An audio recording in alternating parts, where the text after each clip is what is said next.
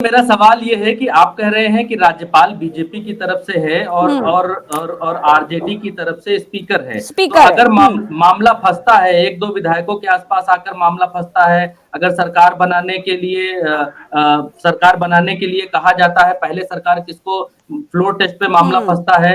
देखिए 3-4 बार की यारी और 4 बार की दुश्मनी है ना, ये बिहार में ये खेल चल रहा है। और प्रज्ञा, हम आपको बता दें कि दिनकर की एक पंक्ति है, ऐसे लोग नैतिक अनैतिक का बराबर सवाल उठाते हैं, हम उसका जवाब भरत जी आपको देंगे, कि दिनकर ने बहुत पहले लिखा था, आज नहीं, राजनीति में मित्र कठिन है, स्व से उठा चरित्र कठिन है, एक जुआरी के अड्डे पर वातावरण पवित्र कठिन है। तो सत्ता का जो चरित्र होता है बड़ा बेरहम होता है, और नीतीश कुमार इसके सबसे बड़े प्रतीक के तौर पे उभर रहे हैं। अब आप कभी राष्ट्रीय जनता दल के वोट बैंक के साथ जीत करके आते हैं तो आप फिर पलटी ले लेते हैं, अब बीजेपी के साथ आते हैं तो फिर पलटी ले लेते हैं।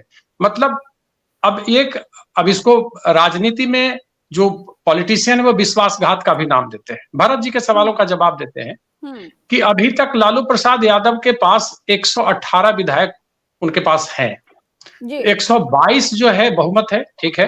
आपका कहना है कि अध्यक्ष उनके हैं, फ्लोर टेस्ट होगा, उसके बाद ये बहुमत साबित होगा, उसके बाद सारी चीजें होंगी। लेकिन अभी जो खबर निकल के आ रही है उसमें यह कुमार सर्वजीत जो कृषि मंत्री हैं बिहार सरकार के, उन्होंने सबसे पहले कहा कि मैंने सरकारी गाड़ी लौटा दी है और मैं अपनी निजी गाड़ी से तेजस्वी यादव के आवास पे पहुंचा हूं, वहां मीटिंग चल रही है।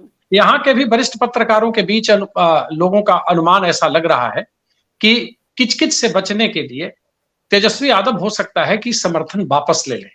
अगर विधायकों की संख्या नहीं हो तो इससे पहले ऐलान भी कर चुके हैं, जो सरजीत हैं वो ऐलान कर चुके हैं कि मैं अपनी गाड़ी वापस कर रहा हूं और संभवतः हम समर्थन वापस ले लेंगे ताकि उसकी नौबत नहीं आए।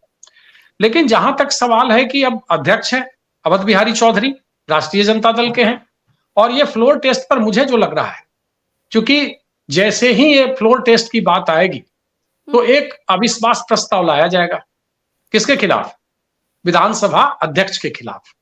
हालांकि इससे पहले जो खेल हुआ था 9 अगस्त 2022 जब गठबंधन ये एनडीए यहां टूटी थी, तो उसमें था कि विजय सिन्हा को अंतिम तक था और विजय सिन्हा अंत तक उनके खिलाफ लास्ट में एक अविश्वास प्रस्ताव लाया गया। पहले फ्लोर टेस्ट वगैरह करवा लिया गया क्योंकि जान रहे थे कि महागठबंधन के पास अपार बहुमत है विधानसभा के फ्लोर पे। लेकिन यहां चीजें बहुत किन कंटेस्ट है ना, तो 4 लोग घट रहे हैं। जीतन राम मांझी को ऑफर दिया गया लेकिन जीतन राम मांझी ने इसको इनकार कर दिया, और उनके बेटे का बयान आया है संतोष सुमन का कि मैं किसी कीमत पर मैं महागठबंधन की तरफ नहीं जा सकता। तो स्थिति बिल्कुल साफ है कि नीतीश कुमार एक बार फिर से बिहार के सीएम पद का जो इस्तीफा देकर के और फिर से एक बार सीएम पद के दावेदार है, तो ऑफर लेटर हाथ में है। अब सवाल है कि तेजस्वी यादव की दावेदारी। कल परसों शाम में लालू प्रसाद यादव ने नीतीश कुमार को फोन किया, और नीतीश कुमार को कई दफा फोन करने के बाद अंत में एक बार उन्होंने उठाकर कहा कि आप दवा खाइए, टेंशन जैसी कोई बात नहीं है। लेकिन कल जो डेवलपमेंट होता है उसमें यह कि वे लगातार फोन करने के बाद जब फोन नहीं उठाते हैं, और गांधी मैदान में जो तस्वीर सुबह की दिखी जहां नीतीश और तेजस्वी 2 ध्रुव की तरह नजर आ रहे थे, और नीतीश पलट करके भी नहीं देखना चाह रहे थे तेजस्वी यादव को, तो तेजस्वी यादव को यह इल्हाम हो गया था कि कहीं ना कहीं कोई बड़ी गड़बड़ चल रही है। हालांकि पैचअप की कोशिश हुई, तेजस्वी यादव जाते हैं नीतीश कुमार के पास, इससे पहले 4 दिन पहले, उसके बाद बगैर सहमति के उन मंत्रियों का विभाग बदला जाता है। तो नीतीश कुमार एक मन बना चुके थे कि भाई हम अब इनके साथ नहीं रह सकते।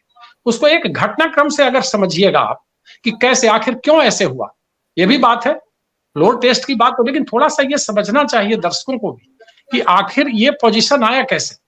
आप 13 फरवरी को याद कीजिए, 13 फरवरी को एक जूम मीटिंग संभवतः इंडिया गठबंधन की थी, जिसमें संयोजक के तौर पे सीताराम येचुरी के द्वारा नीतीश कुमार का नाम आगे किया गया। ठीक है, वो अपमान का अंतिम दिन था। तो वो उस दिन जो था सीताराम येचुरी के द्वारा जैसे ही किया जाता है तो उसके बाद शरद पवार ने उसको ये किया, तो राहुल गांधी ने संभवतः ये कहा कि भाई ममता बनर्जी इस पे सहमत नहीं और वो है नहीं, इसलिए हम इसमें नहीं रह सकते। अब थोड़ा सा इसको ऐसे समझिए कि 4 मीटिंग जिसकी शुरुआत नीतीश कुमार ने यहां से की, पटना से हुआ, और इस बैठक की शुरुआत में लालू प्रसाद यादव ने एक बड़ा खेल रच दिया। खेल क्या था कि सुनील भैया भी हमारे सीनियर हैं, उनको याद होगा कि जैसे ही 9 अगस्त को प्रज्ञा यहां गठबंधन टूटता है, ठीक है, 22 की बात हम बता रहे हैं, और बोर्ड लगता है बड़ा सा जदयू के ऑफिस के ठीक आगे, आश्वासन नहीं सुशासन की सरकार। उस समय बड़ा स्पष्ट था कि भाई तेजस्वी यादव यहां संभालेंगे और आप केंद्र की राजनीति कीजिएगा। लेकिन धीरे धीरे चीजें बदलने लगी, और प्रधानमंत्री कैसा हो, हम लोग तो देखते थे प्रधानमंत्री कैसा हो, नीतीश कुमार, तो महत्वाकांक्षा तो पल गया अंदर, और नीतीश कुमार तो महत्वाकांक्षी आदमी है ना, कुर्सी के लिए कुछ भी जायज है। लेकिन लगा उनको कि नहीं, अब सत्ता गहना है तो भाई केंद्र का गहो। अब इस बीच में सारी चीजें डेवलप होने लगी। ललन सिंह भी लगातार, जो कभी एकदम उनका यूएसपी था, ललन सिंह का यूएसपी क्या था, लालू विरोध। चारा घोटाले को किसने उजागर किया 94 में? मैं 92 की कथा कहूंगा तो रोंगटा खड़ा हो जाएगा। बिहार भवन में लालू प्रसाद यादव ने गाली दी थी, भगाओ इसको, भगाओ इसको। बगल में शिवानंद तिवारी थे, बगल में सरजू राय थे, सब लोग थे। हाँ, 92 की कथा मैं कह रहा हूं, जब नीतीश और लालू प्रसाद यादव दोनों में करीब करीब बिलगाव होने लगा था मंडल की राजनीति के बाद, ठीक है ना। वो बिलगाव हुआ और लालू प्रसाद यादव ने नीतीश को दूध की मक्खी की तरह निकाल फेंका, ठीक है। फिर एक कुर्मी रैली होती है 94 में, सुनील भैया आपको याद होगा, और 94 में नीतीश पहुंचते हैं, वहां से नेतृत्व का कमान मिलता है।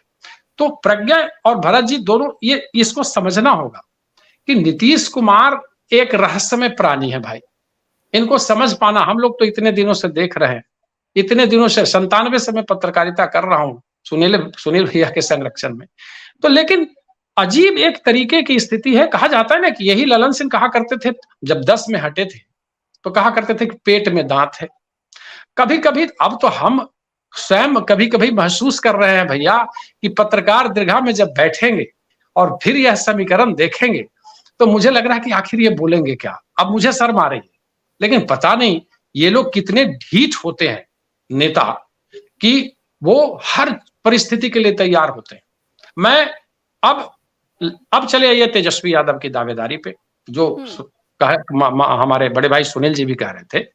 नहीं सर, इस पे आएंगे, दावेदारी पर आएंगे सर। दो थ्योरी चल रही है, वो भी आपसे समझना चाहेंगे। एक थ्योरी तो ये चल रही है कि नीतीश कुमार इंडिया गठबंधन से नाराज हो गए, उनको प्रधानमंत्री पद का दावेदार नहीं बताया गया, जिस वजह से छोड़ दी।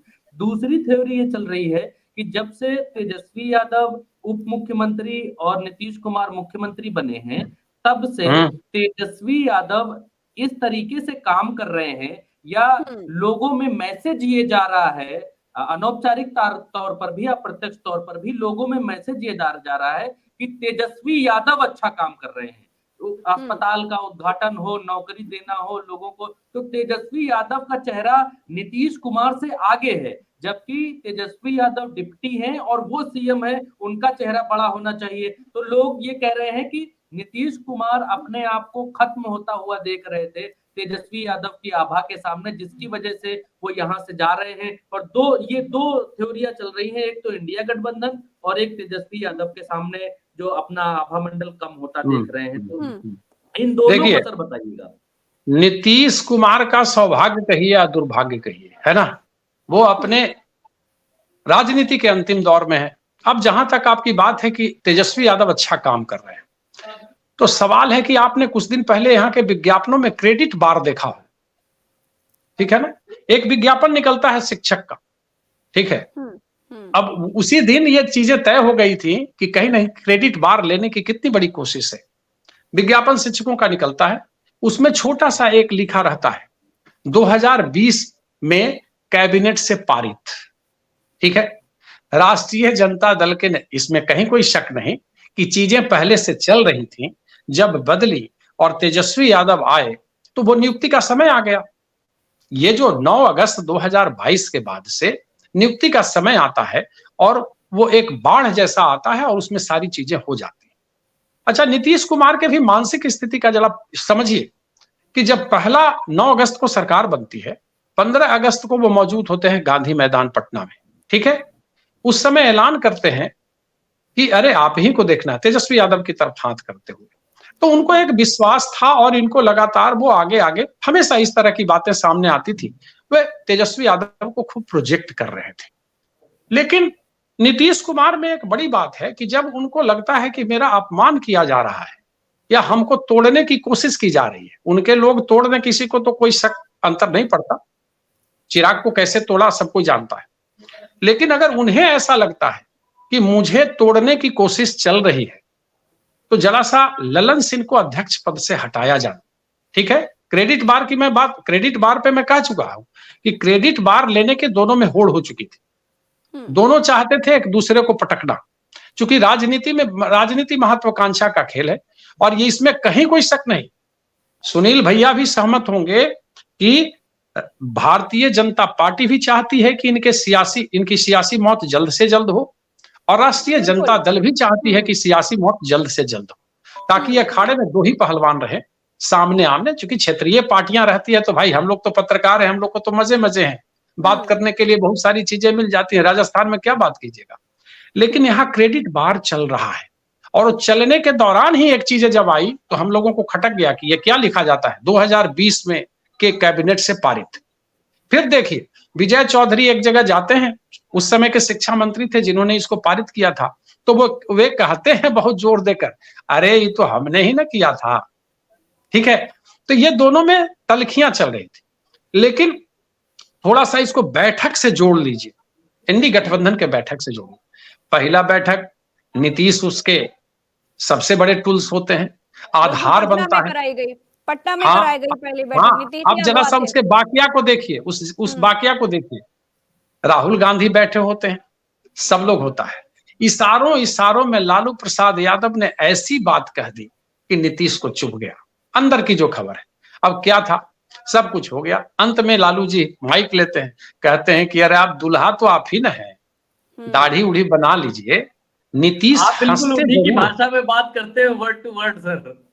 हाँ, अरे दाढ़ी बना लीजिए, दुल्हा तो आप ही ना है। तो नीतीश खूब खलखला करके हंसते हैं, लेकिन अंदर की बात यही है कि उनको चुभ गई है बात। भाई दूल्हा हमको बना रहे हैं, आश्वासन नहीं सुशासन की सरकार, प्रधानमंत्री कैसा हो। अब तो उनको लगा कि खेल यहां से शुरू हुआ है।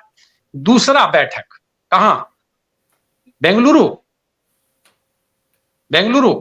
जी तीसरा बैठक जी बैठक के बाद बंद। अब देखिए लालू प्रसाद यादव की एक और गलती हो जाती है। अब पता नहीं वो जानबूझ के बोल रहे थे, संयोजक पे बात चल रही थी, तो उन्होंने कहा कि 2-3 राज्य पर एगो संयोजक हो ही। अब अभी तो बेचारे यहां से चले सोचे कि केंद्र की राजनीति करें तो 2-3 राज्य पे कैसे होगा भाई। ये तो सोचने वाली बात है कि 2-3 राज्य पर एक से तो इनकी हैसियत धीरे धीरे कम की जाने लगी। इन परिस्थितियों में जैसे ही नीतीश कुमार अपने आप को पाए तो उधर एक प्रस्ताव चला गया, कहां, केंद्र। चूंकि ये पूरे घटनाक्रम से पहले एक मंत्री कर्पूरी ठाकुर के जन्म शताब्दी समारोह में नजर नहीं आते हैं, उनका नाम था संजय झा। संजय झा दिल्ली में प्रस्ताव लेके पहुंच जाते हैं, ठीक है। उन 3-4 दिनों में रेगुलर काम होता है उस पे, और ये चीजें आप ललन सिंह को हटा दिया गया अध्यक्ष पद से। कहा गया कि भाई ये हटने के लिए इनका चुनाव है, तो जिस समय अध्यक्ष पद लिए थे उस समय चुनाव नहीं था क्या? आप संसद हैं तो चुनाव लड़िएगा ना भाई। तो उस समय लेकिन वो रास्ता था, एक पैसेज देना था कि हम लोग फिर से इलू करें, फिर से वो चालू हो। तो ये इधर से और उधर से दोनों तरफ बेताबी थी। लेकिन मोदी के अंदर और अमित शाह के अंदर जो सबसे बड़ा डर था वो इंडी गठबंधन का डर था। तो टारगेट फिक्स हो गया कि भाई ध्वस्त करो इसको, और उसमें ये आ गए। तो इंडी गठबंधन का डर था। उसमें सर्वे में यह रिपोर्ट आई थी कि यहां बीजेपी की सीटें कम रही हैं। अब आप 19 से बेहतर प्रदर्शन नहीं कर सकते ना। हिंदी पट्टी के क्षेत्रों में संतृप्ति पर आ गई है बीजेपी, उसका हाई लेवल आ गया है। 39 से बेहतर प्रदर्शन कर दीजिएगा क्या बिहार के अंदर? 40 सीट ही है, 39 है। तो अब तो बात रही दोहराने की ना, हर कीमत पर सरकार बनानी है, तो दोहराने की बात है। तो अब तो यहाँ चिराग भी है, पशुपति पारस भी है, उपेंद्र कुशवाहा भी है, जीतन राम मांझी भी है। खेल तो इसके बाद इनके अंदर, जब गठबंधन के अंदर गठबंधन हमने देखा, एनडीए गठबंधन के अंदर सकरात के चूड़ा दही के दिन यहाँ 3 लोग मिलते हैं, 3 लोग वहां बैठ जाते हैं दिल्ली में, कुशवाहा, मांझी और चिराग। तो ये अंदर की बात थी ना, तो ये हुआ और इसके बाद से चीजें बदलने लगी। अब आज जिस पोजीशन में बिहार खड़ा है, जहां सियासत है, वो उलट फेर के सियासत का 7वां अध्याय कुछ देर में समाप्त हो जाएगा। ठीक है, बक्सर चले गए हैं मुख्यमंत्री, तेजस्वी यादव को जाना था, पर्यटन विभाग का कार्यक्रम था, हाईटी की पार्टी में वो नहीं जाते हैं, उनके पर्ची को नोच करके वहां पे अशोक चौधरी बैठते हैं, और इसमें सियासी आग में घी डालने का काम किया रोहिणी आचार्य ने। चीजें हो सकी बचती, लेकिन मन तो बन ही चुका था ना। चंद्रशेखर को हटा देना, फिर आलोक को यहां बैठा देना, उनको 3 मंत्रियों का विभाग बदल दिया गया। तेजस्वी यादव और लालू यादव तो वहां गए, 45 मिनट बैठे, तो बात क्या हुई? सर लालू यादव की, उनके बेटे की इतनी मस्त सरकार चल रही थी, 1 साल की लगभग बची है, अभी 1.25 साल की, वो भी कट जाती। हमने भरत जी एक बात सुन लीजिए, हमने इतना डरा हुआ लालू अपने जीवन में कभी नहीं देखा। इतना डरा हुआ लालू इतने साल के। सुनील भैया भी सहमत होंगे, की आवश्यकता क्या थी सर? सुनील भैया भी सहमत होंगे, ठीक है ना? इतना डरा हुआ लालू मैंने कुछ कहीं नहीं देखा। सवाल मेरा कौशलेंद्र जी से है, सर ये बताइएगा, नरेंद्र मोदी जी ने वसुंधरा राजे को नहीं बख्शा राजस्थान में, उनके समकक्ष मुख्यमंत्री थी एक समय में बराबर की। दूसरे नरेंद्र मोदी जी से बड़े मुख्यमंत्री थे शिवराज सिंह चौहान, नरेंद्र मोदी जी के हाथ में जब सत्ता आई तो उनको भी नहीं बख्शा, ज्यादा दुश्मनी दोनों में कभी थी नहीं। लेकिन नीतीश कुमार तो वो आदमी है जो नरेंद्र मोदी कोसी के लिए पैसा भेजते हैं तो नीतीश कुमार कहते हैं नहीं चाहिए हमको ये खैरात, ये वापस लौटा देते हैं। फिर नरेंद्र मोदी प्रचार करना आना चाहते हैं बिहार में तो प्रतिबंध लगा देते हैं कि नहीं बिहार में हमको इनसे प्रचार नहीं करवाना। अमेरिका ने तो बाद में प्रतिबंध लगाया, नीतीश ने पहले लगाया। तो नीतीश कुमार और नरेंद्र मोदी की जो दुश्मनी है वो तो बच्चा बच्चा जानता है। तो अब क्या जब अपनी पार्टी के विरोधियों को नरेंद्र मोदी जी पनपने नहीं दे रहे हैं या अमित शाह पनपने नहीं दे रहे हैं, तो नीतीश कुमार को कितनी देर तक पनपने देंगे? भाई वो तो 20 में ठिकाने लगाने की कोशिश हुई थी ना। अगर आप कुर्सी के कायदे से इसको समझना चाहते हैं तो ये समझना होगा 95 से, ठीक है ना, कि जब जया जेटली और नीतीश कुमार को जॉर्ज फर्नांडिस ने मुंबई के राष्ट्रीय कार्यकारिणी की बैठक में भेजा था, ठीक है, क्योंकि बीजेपी को भी एक अति पिछड़ा और पिछड़े वर्ग का नेता चाहिए था जो मंडल कमीशन में काम कर चुका है। क्योंकि राम मंदिर और शिला पूजन और ये सारी शिला पूजन ने 119 सांसदों को जिता करके बीजेपी लेके चली आई थी संसद के अंदर। बीपी सिंह की सरकार को जब समर्थन वापस लिया था बीजेपी ने, उससे थोड़ा सा आगे चलिए कि बीजेपी को चाहिए था एक कद्दावर नेता जिसकी यूएसपी हो, जो लालू का खिलाफ कर सके। तो 92 से ही चीजें यहां खत्म होने लगी।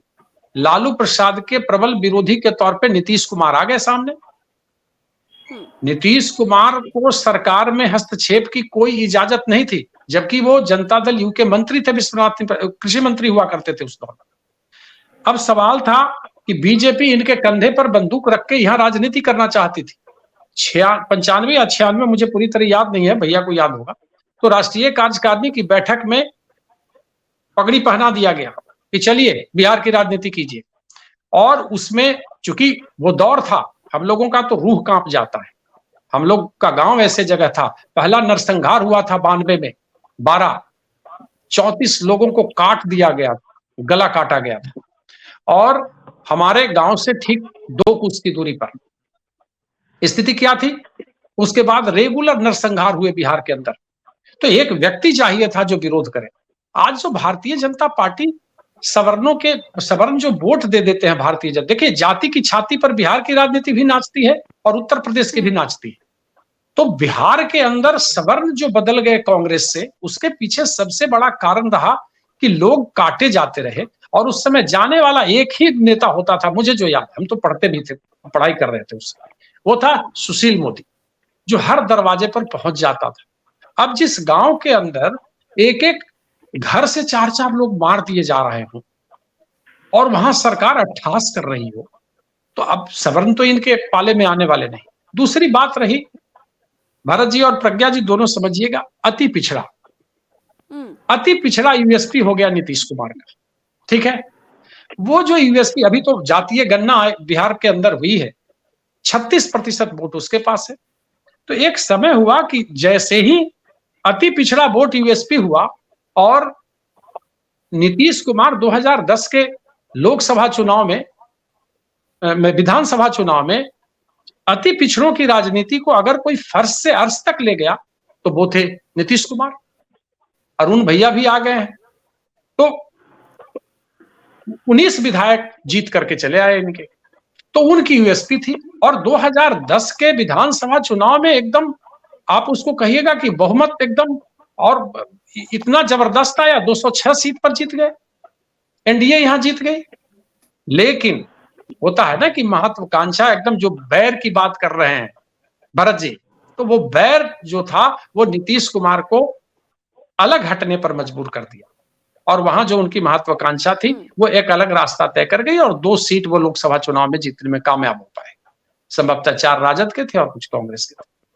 तो ये स्थिति नीतीश कुमार ने अपनी महत्वाकांक्षा की वजह से कुर्सी की कवायद में खुद बना ली। और अब जो परिस्थितियां आई 14 के बाद से लगातार तो बोल रहे हैं कि 4 बार की यारी और 4 बार की दुश्मनी, ऐसे चीजें चलते चली गई। अब जो बात है कि आखिर मोदी को नीतीश पसंद क्यों है, कुछ दिन पहले तो मोदी जी ने कहा था कि सबसे बड़े समाजवादी नेता है। तो इसके पीछे रीजन है कि अगर नीतीश जी, छोड़ दीजिए 16% वोट इनको आता रहा है, अगर 10% वोट भी आ जाता है तो खेल तो बड़ा हो जाएगा ना। तो फिर तो वही स्थिति जो संतृप्त है, अपने हाइट पर है एनडीए गठबंधन, यहाँ 19 के चुनाव में 39 सीट का जीत जाना साधारण बात नहीं, तो उससे ज्यादा आप तो जीत नहीं सकते। तो फिर अब उसको दोहराया कैसे जाए, तो मोदी नीतीश को, अच्छा दूसरी बात, नीतीश के खुद के सांसद जो 7-8 हैं जो बीजेपी के वोट से जीत करके आए हैं, उन लोगों ने भी कहा कि भाई ये कॉम्बिनेशन अगर रहा तो हम लोगों की स्थिति खराब होगी। कुछ विधायकों ने भी संभवतः इसकी राय दी। तो ये एक नीतीश के अंदर भी डर था कि कहीं पार्टी टूट न जाए 24 से पहले, ये भी बात है। अब कई सवाल जो लोगों के अंदर तैरते हैं, कई सवाल जो लोग जानना चाहते हैं, उसमें यह है कि अब इनका गठबंधन कितना दिन चलेगा। नीतीश तो महत्वाकांक्षी है, आज ही 400 से ज्यादा सीओ का, बाकी का ट्रांसफर कर रहे हैं, बीजेपी के लिए लगता है कुछ छोड़ेंगे नहीं। तो नीतीश महत्वाकांक्षा की राजनीति करते हैं कि पहले भी कहा कि एक रहस्यमयी प्राणी है, बड़े भाई अरुण भैया भी हैं, उनसे ज्यादा कौन जानता है। हाइपोथेटिकल सवाल है, कौशलेन जी से सवाल है, एक सवाल कि मान लीजिए कि तेजस्वी जो कह रहे हैं वो सही कह रहे हो सकते हैं कि हम इतनी आसानी से तख्ता पलट नहीं होने देंगे, हो सकता है जेडीयू के विधायकों के संपर्क में वो हो या किसी और के संपर्क में हो, अगर संपर्क में है भी, अगर उनके पास नंबर्स जुट भी जाते हैं, मिल भी जाते हैं उनको नंबर्स, तो दावा पेश करने में दल बदल कानून और दावा पेश करने में, क्योंकि राज्यपाल को क्या सरकार बनाने के लिए पहले न्योता देना पड़ेगा तेजस्वी यादव को, और फिर जब फ्लोर पर जाएंगे तो इनके ही अध्यक्ष हैं, तो वहां पर क्या हो सकता है। अगर हम इसको मानकर चलें कि तेजस्वी यादव के पास नंबर आ गए हैं, तो उस परिस्थिति में क्या हो सकता है, इस परिस्थिति को भी समझाइएगा। देखिए, अब एक है ना कहावत, अब 2 बड़े भाई हमारे हैं, सैया भय कोतवाल तो डर काहे का, है ना। तो यहाँ तो सैया कोतवाल हैं। अभी बता रहे थे अरुण भैया की कैसे राज्यपाल भवन गए थे पिछली दफा 17 में भी, और सारी चीजें हुई थी। तो इसका कोई मतलब अब नहीं रह जाता है भरत जी। ये एक अगर हाइपोथेटिकल क्वेश्चन है कि उनके पास चीजें आ गई, फिर वो हाई कोर्ट चला जाएगा, बहुत सारी चीजें हैं, पैरेड होगा या बाकी अन्य चीजें होंगी। लेकिन मुझे जो लगता है अरुण भैया ज्यादा इसके विधानसभा को कवर करते, उनकी एक उम्र हो गई। तो ये मुझे जो लगता है कि नीतीश इस्तीफा देंगे। अगर समर्थन वापस ले लेते हैं तेजस्वी यादव कुछ देर में तो अच्छी बात है। नीतीश इस्तीफा देंगे और फिर से वो 9वीं बार मुख्यमंत्री का शपथ लेंगे, यही हो सकता है। और जहां तक मुझे नहीं लगता 118 विधायक उनके पास अभी, जैसा अभी पूरा अगर देख लेंगे आप तो उनके पास हैं, और उनका सारा ऑफर वगैरह नहीं 115 है।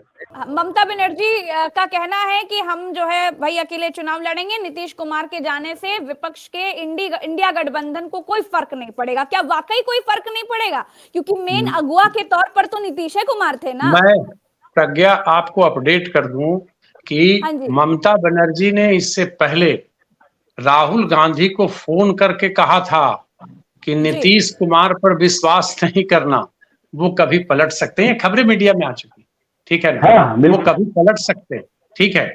तो ये नीतीश कुमार, देखिए हम बार बार इस बात को कह रहे हैं कि आप घटनाक्रम को थोड़ा सा समझिएगा, राजनीतिक घटनाक्रम को। तो 4-5 महीने से चीजें धीरे धीरे साफ होने लगी थी। हम लोग लगातार इस बात पे डिबेट कर रहे थे कि नीतीश जी वहां रुकने वाले नहीं हैं। बैठक दर बैठक उनका कद कम होता गया, ठीक है। और उन्होंने पैसेज दिया ललन सिंह को अध्यक्ष पद से हटा के। संवाद की कोशिश जारी थी, क्योंकि सैद्धांतिक सहमति जब तक आपकी नहीं बनती तब तक कोई आप, क्योंकि बीजेपी भी सतर्क है, ये भी सतर्क है। अब तो मैं वही तो कह रहा हूं, अरुण भैया बैठे हैं, मैं तो सोच करके कभी कभी शर्म आ रही है कि भाई उसी पत्रकार दीर्घा में भैया के पास ही हम लोग बैठते हैं, तो वहां से फिर देखेंगे कैसे, क्या कहेंगे ये लोग, कौन सा ये देंगे। तो इसीलिए मैंने दिनकर की वो पंक्ति कही थी ना कि एक जुआरी के अड्डे पे वातावरण पवित्र कठिन है, राजनीति में मित्र कठिन है, स्व से उठा चरित्र कठिन है। तो ये आज की बात नहीं है, ये बहुत पहले की बात है। जब भ्रष्टाचार की बात लोग आज करते हैं बहुत तेजी से, तो किताब है एक परशुराम की प्रतीक्षा, उसको कभी भी माने पत्रकारों को पढ़ना चाहिए। 18वां अध्याय है एनार्की, उसमें लिखते हैं दिनकर 1960, भैया अरुण भैया सहमत होंगे इससे, उसमें लिखते हैं कि अरे अरे दिन दहाड़े जुल्म ढाते हो, रेलवे का स्लीपर उठाए कहां जाते हो, बड़ा बेवकूफ है जब तेरा हाल है, तुझे क्या पड़ी है तो सरकारी माल है, नेता या प्रणेता तेरा ठीक तो ईमान है, देश में दिया जाता अब नहीं कान है। और जिस दिनकर को राज्यसभा भेजा था नेहरू ने, उनके खिलाफ हो जाते हैं और लिखते हैं आगे उसी कविता में, ढोल है कि पोल है कि नेहरू के कारण ही सारा गंडगोल है, भोर में पुकारो सरदार को जो जीत में बदल देते थे हार को, कभी निराश होता है। अंतिम स्टैंजा में लिखता है कि राम जाने भीतर क्या बल है तो पर भी देश रहा चले। इसलिए राजनीति में सियासत में संस्कार जो होता है ना, सिद्धांत वाला नहीं होता है प्रज्ञा जी। तो ये ठीक कहा अरुण भैया ने कि इनका Guinness book of world record Bhajan Lal हम लोग भुला जाएंगे, है ना। इनके नेता से पूछिएगा तो भाई कहते हैं कि हम तो सीएम के सीएम बने हैं, पलट तो रहा है आरजेडी और बीजेपी, इसमें कहां कोई दिक्कत है। पलट तो ये दोनों रहा है ना अपने स्वार्थ में कि 7%, 8%, तो 2% वोट में तो स्विंग हो जाता है पूरा खेल। तो एक बात पे और कहना चाहेंगे, एक प्रश्न था भरत जी का कि तेजस्वी यादव जो ग्लो कर रहे थे, जो सारी चीजें ठीक चल रही थी, तो अचानक ये चीजें कैसे आ गई। देखिए 14 की राजनीति के बाद, अरुण भैया बैठे हैं, इसके बाद संभवतः हम उनसे पूछेंगे कि 206, 243 विधानसभा के में आता है, ठीक है, सीट लाते हैं। अगर नीतीश कुमार 2015 के चुनाव में लालू प्रसाद यादव के साथ नहीं होते तो मुझे ऐसा लगता है कि लालू प्रसाद यादव की पार्टी का वजूद खत्म हो जाता, क्योंकि पिछली दफा 22 और 25 सीट पर आ गए थे। 2015 में संजीवनी किसने प्रदान की? नीतीश कुमार ने। फिर 2017 में हट गए। 2020 का विधानसभा चुनाव बीजेपी ने एक टूल्स फिट किया चिराग वाला, लेकिन चिराग दूसरे की लंका जलाने में अपनी भी लंका जला बैठे और ये भी सारे सीटों से हाथ धो दिया। हालांकि हर जगह बीजेपी से आयातित उम्मीदवारों को खड़ा करके 43 सीट पर लाने में कामयाब हो गए। ये नीतीश कुमार को पता था। 9 अगस्त 2022 को जब गठबंधन टूटा तो उस समय ललन सिंह ने यही बातें कही थी कि हमारे पीठ में खंजर मारा गया। हालांकि तब तक बातें चलती रही, लेकिन उसके उलट प्रोसीडिंग में है विधानसभा के। इसको देखिए कि कैसे नीतीश कुमार उस दौर में भी कहते थे विधानसभा के अंदर, अरे ये तो ललन बाबू और विजेंद्र बाबू बोले तो हम इधर चले। मतलब उस समय भी लगता था कि दिल उधर ही है। हम उस समय भी बोले थे कि एक अटैची कपड़ा ही रख के आते हैं जो घर छोड़ते हैं। तो हरिवंश बाबू वहां थे, हरिवंश बाबू को नहीं हटाया, सभापति थे। तो देखिए सवाल बहुत सारे हैं, लेकिन मैंने जो कहा ना कि उलट फेर वाला सियासत का 7वां अध्याय समाप्ति पर है। ऑपरेशन लोटस अपने अंजाम तक पहुंच चुका है। कल रात ऑपरेशन लालटेन की शुरुआत हुई। वो लय कितना बांध पाता है वक्त बताएगा। बड़े भैया ने कह दिया है कि भाई आपके पास आंकड़ा रहेगा तब ना, भरत जी भी बता रहे थे सुनील भैया कि आंकड़ा रहेगा तब ना आधार मजबूत होगा। बाकी तो विरोध की राजनीति है, तो जिंदाबाद मुर्दाबाद किया कीजिए। अब तो हाथ से चीजें निकल चुकी हैं। गाय का पगहा छूट गया तब तो दूसरे कोई न धरेगा। तो ये तो बात है, बिहार की राजनीति बड़ा कभी कभी होता है ना। अच्छा, दूसरी बात, उत्तर प्रदेश और बिहार एक ऐसा प्रदेश मुझे लगता है कि यहाँ राजनीति चेतना बहुत शिखर पे होता है लोगों का। दूरा पे चल जाइए, दलान पे चल जाइए, ट्रेन के डब्बा में चल जाइए, चाय के गुमटी पर चल जाइए, हर जगह भाई एक पॉलिटिशियन मिल जाएगा और वहां राजनीतिक विश्लेषक भी मिल जाएगा आपको। वो अपने तरीके से बात करेगा। तो संजीवनी प्रदान करने का काम राष्ट्रीय जनता दल और लालू प्रसाद यादव को छोटे भाई नहीं किया। फिर से मैं बताता हूं कि जाति की छाती पर नाचने वाली बिहार की राजनीति में अगर ये तमाम लोग एकजुट हो जाते हैं तो वहां फिर राष्ट्रीय जनता दल अकेले रह जाए। 19 का चुनाव भी उसका गवाह है। 20 के चुनाव में इसलिए आ गए कि कुछ युवाओं का और anti incumbency factor Nitish Kumar के खिलाफ है, इसमें कहीं कोई शक नहीं। चेहरा लोग नहीं देखना चाहता, और कल से जो आज तक बात हो रही है उसमें विश्वसनीयता का खतरा है। लेकिन कहावत है भाई देहात में हम लोगों के, कापर करूं सिंगार पी आम और आंधर, क्या करेगा लोग। तो वही वाली बात है। मेरा आपसे आखिरी सवाल यही है कि देखिए बीजेपी भी अपने सहयोगियों को बड़ा मान मनौवल कर रही है। ये भी दौर चल रहा है, नाराजगी भी साफ दिख रही है। कई लोग तो टीवी चैनलों पर आकर के बयान भी दे रहे हैं। सम्राट चौधरी से तो न्यूज चैनल वालों ने पूछ ही लिया कि अब आपकी पगड़ी का क्या होगा। बहुत कुछ चल रहा है। अब आपको आगे बिहार का राजनीतिक भविष्य क्या लग रहा है? देखिए, मुरेठा वाले भाई साहब के लिए तो समस्या है। उन्होंने मुरेठा बांधा, मुरेठा का क्या होगा है तो वक्त। लेकिन राजनीति संभावनाओं का खेल है प्रज्ञा जी, और वही बिहार के अंदर हो रहा है। और चूंकि आंकड़ों की बाजीगिरी है और उसके सहारे बिहार से मतलब वहां सत्ता तय करना है। हिंदी पट्टी प्रदेशों में अगर 80 आपके यहाँ 40 लोग हैं तो समझ लीजिए एक बड़ा बेंचमार्क है। तो अब बिहार का भविष्य देखिए, जैसा कि हमारे बड़े भाई सुनील पांडे जी ने भी बताया, यहाँ की सियासत आने वाले समय में नीतीश कुमार का जो चरित्र है राजनीति का, वो बड़ा अविश्वसनीय हो गया है, ठीक है ना। लेकिन अब आप कल्पना तो कीजिए कि 43 सीटों वाली पार्टी का नेता की बार्गेनिंग कैपेसिटी कितनी जबरदस्त है कि वो इंडिया को भी और इधर दोनों को दो हाथ में रखा, अंततः एक को अपने पक्ष में बुलाया। मैं जो हमेशा लगातार इन बातों को कह रहा हूं कि नीतीश कुमार कब किस बात को दिल पे ले ले, उनका अपना राजनीति करने का तरीका रहा है। और हम जो बार बार कहना चाह रहे हैं कि एक रहस्यमयी राजनीतिक प्राणी है वो, और उनको समझना बड़ा मुश्किल होता है। उनके इर्द गिर्द जो लोग होते हैं वो भी नहीं समझ पाते। मैं विमान से जा रहा था जिस दिन 27 को, संभवतः 27 दिसंबर को, और उसी विमान से ये भी जा रहे थे। इनके साथ 3 लोग थे। इनके 3 लोग जो थे, अशोक चौधरी थे, विजय चौधरी थे और संजय झा थे। अब उस 1 घंटे 10 मिनट की यात्रा में 3 लोग थे। पहले विजय चौधरी आगे बैठे थे, क्योंकि बिजनेस क्लास होता है उसमें विस्तारा में, और हम पीछे थे। तो उस 3 घंटे में तीनों को आगे पीछे 3 बार किए, ए भाई अब आप आ जाइए। अब पता नहीं 1 घंटा 10 मिनट में क्या बतिया रहे थे। तो ये इनको समझना बड़ा मुश्किल है। अभी तो देखिए वहां अश्विनी चौबे बाबा एकदम साथ में, आज एकदम आइए आइए आइए जाइए हो रहा था।